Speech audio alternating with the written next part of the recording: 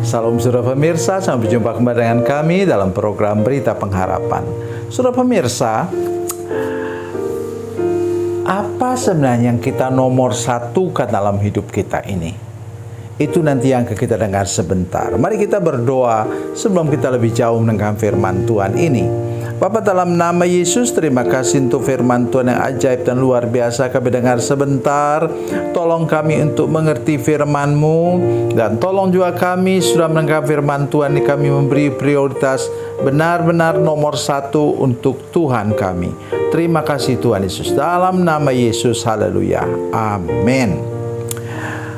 Mari kita membaca firman Tuhan hari ini dari Injil Markus pasal 1 ayat 35. Markus 1 ayat 35, demikian bunyi firman Tuhan. Pagi-pagi benar, waktu hari masih gelap, ia bangun dan pergi keluar. Ia pergi ke tempat yang terpencil dan berdoa di sana. Amin. Saudara pemirsa, inilah Yesus. Ini terjadi di Kapernaum. Kapernaum itu tidak ada gunung di sana. Ini di pinggir pantai. Jadi dia pergi ke tempat yang lebih jauh dari pantai dan dia berdoa di sana. Di tempat terpencil, kata firman Tuhan. Dalam terjemahan baru yang pertama disebut tempat yang sunyi. Ini tempat terpencil untuk berdoa di sana. Saudara sekalian, untuk apa? Dia baru saja sibuk luar biasa melayani. Dan untuk itu dia perlu bertanya kepada Bapanya di surga.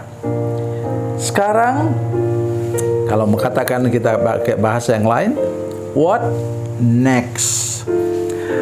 Apalagi yang saya harus lakukan, Bapakku? Coba saudara bayangkan. Ya. Seharusnya Tuhan Yesus tahu ya. Dia kan Tuhan sendiri, tapi tidak. Dia sekarang sebagai anak manusia. Dan dia sekarang mengidentifikasikan diri dengan manusia biasa. Jadi dia bersekutu dengan Bapanya. Oleh sebab itu, inilah rahasia kehidupan kita selama-lamanya sampai kita pulang ke surga.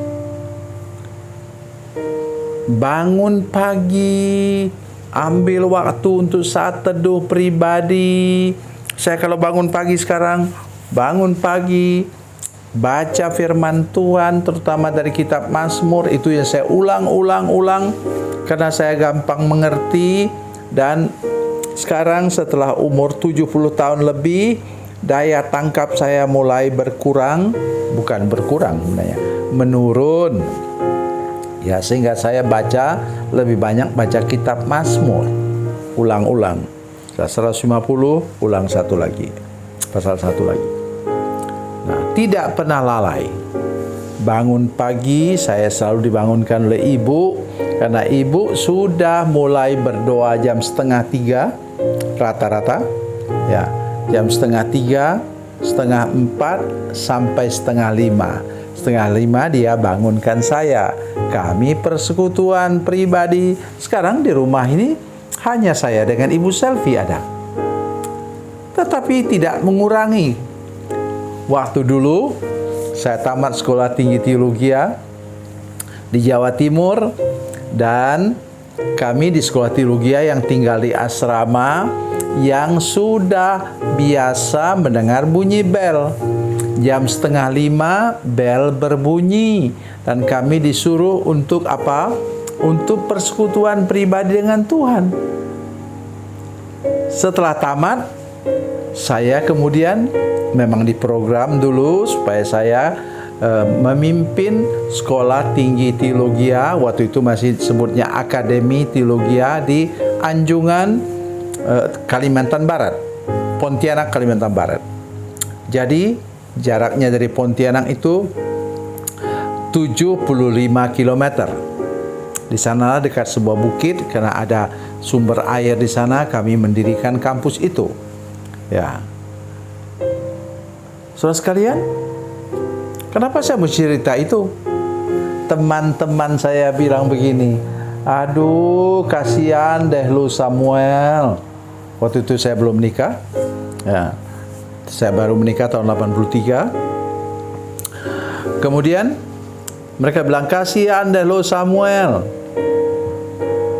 nggak pernah menikmati hidup. Saya ketawa aja. Kenapa? Ya tentulah kalau saya mendirikan sekolah teologi yang cabang dari pusat dari Batu Malang, maka saya akan hidup seperti juga. Kan harus mengurus mahasiswa, harus ajar mereka untuk bangun pagi, bangun subuh, dan persekutuan. Tetapi saya tidak pernah menyesal karena itu sudah mendarah daging dalam hidup saya sampai sekarang. Itulah, ketemu lagi dengan seorang nona Manado, ya, adik kelas saya. Kami menikah, kemudian ketemu dengan seorang wanita Tuhan, saya mau katakan demikian, karena dia, tadi saya sudah katakan jam 2:30, selama umur hidup kami menikah, dia sudah buat begitu. Itulah saya yakin bahwa itu yang membuat saya bisa sampai berumur panjang kayak sekarang. Mari kita teruskan firman Tuhan ini. Sudah perhatikan. Simon dan kawan-kawannya pun mencari-cari dia.